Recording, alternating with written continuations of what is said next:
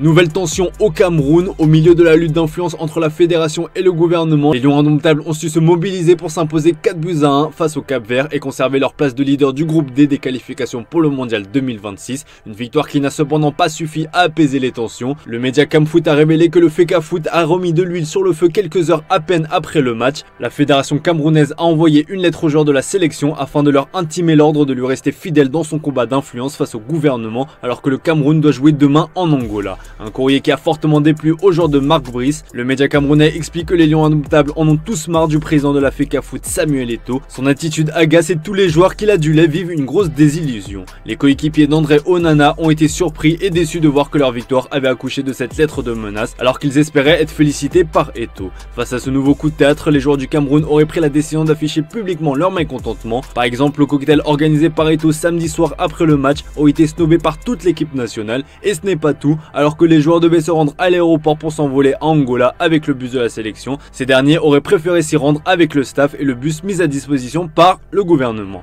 Une fois à l'aéroport, les joueurs ont menacé de ne pas embarquer en découvrant que certaines personnes envoyées par le gouvernement n'étaient pas présents. Un ultimatum qui aurait fait plier Eto'o et qui montre que les joueurs semblent avoir choisi leur camp.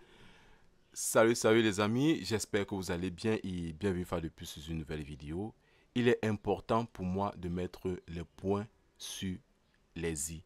Il est important pour moi de rafraîchir la mémoire à certains individus. J'ai l'impression qu'ils perdent la notion du temps. Pourquoi est-ce que je le dis sans toutefois vous vexer de façon courtoise? Parce que lorsque vous tombez sur des énormités pareilles de certains individus, parce qu'ils veulent détourner l'information.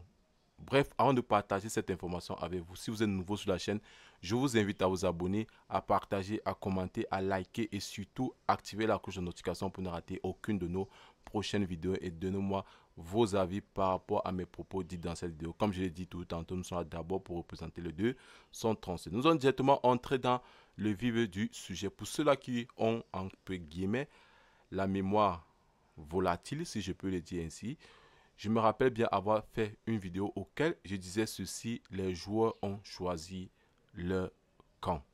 Je répète ceci, les joueurs ont choisi leur camp. Vu la tournure des choses, comme je l'ai dit une fois de plus, les joueurs ont choisi leur camp. Beaucoup d'entre vous m'ont critiqué dans l'espace commentaire et ça s'est confirmé une fois de plus suite au communiqué présenté par la FECAFOOT. Et beaucoup d'entre vous ont dit que ce sont des menaces faites par le président de la FECAFOOT. Je me suis posé la question, est-ce que de savoir si vous êtes vraiment, ou alors si vous avez vraiment tous vos sens. Il est important de refaire l'histoire sur notre jeune frère compatriote Régis Moungué qui est complètement disparu du radar par rapport à sa convocation au sein de l'équipe nationale, auquel il avait dit ceci: il voulait gagner un temps de jeu.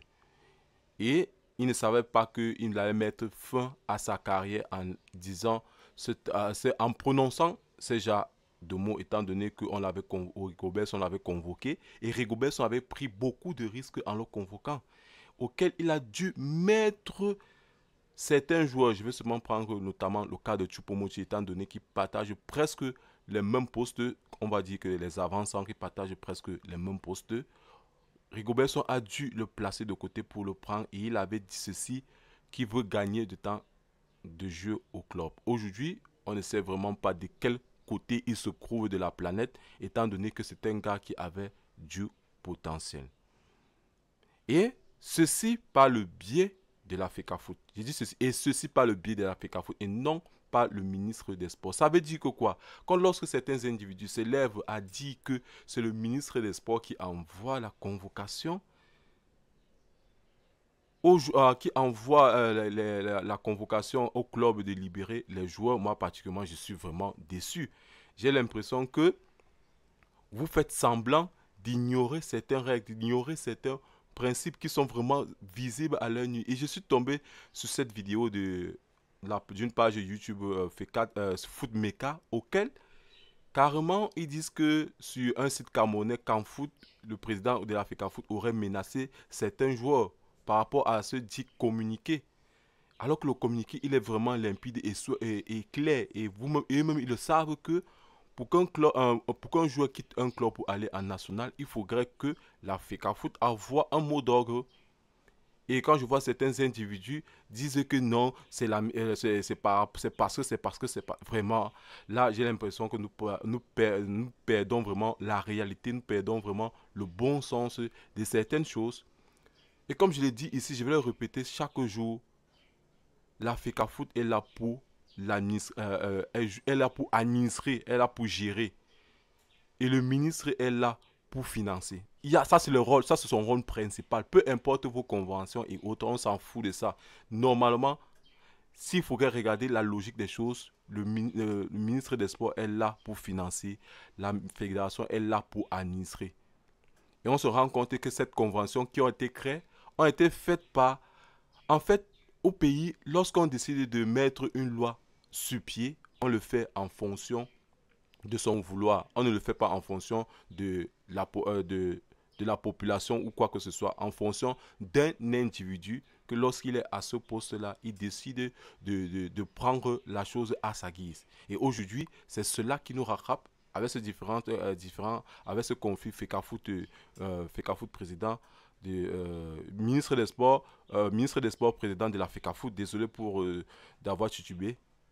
C'est vraiment, moi particulièrement, lorsque j'écoute les plateaux télé, je me demande s'ils sont vraiment normaux ou bien c'est parce qu'ils veulent tous déstabiliser le président de l'Afrique pour qu'il ne mène pas à bien son mandat. On ne va pas dire que l'homme est propre.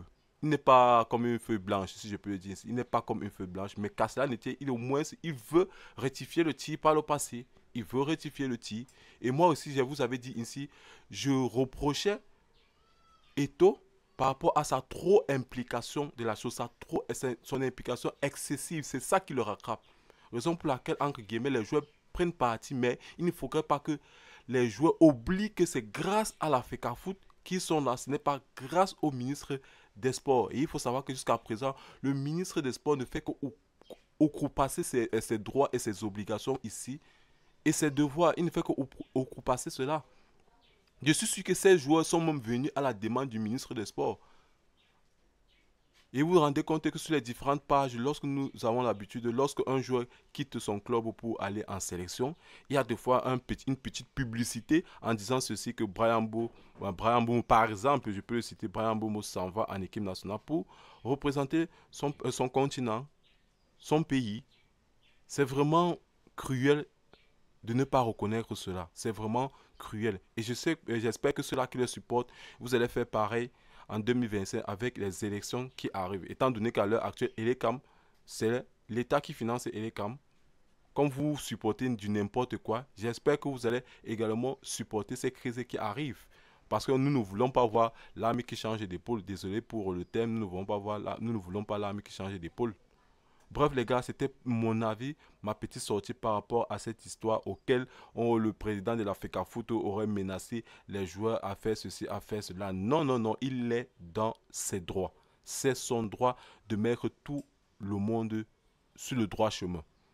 Il ne fait qu'appliquer certaines choses.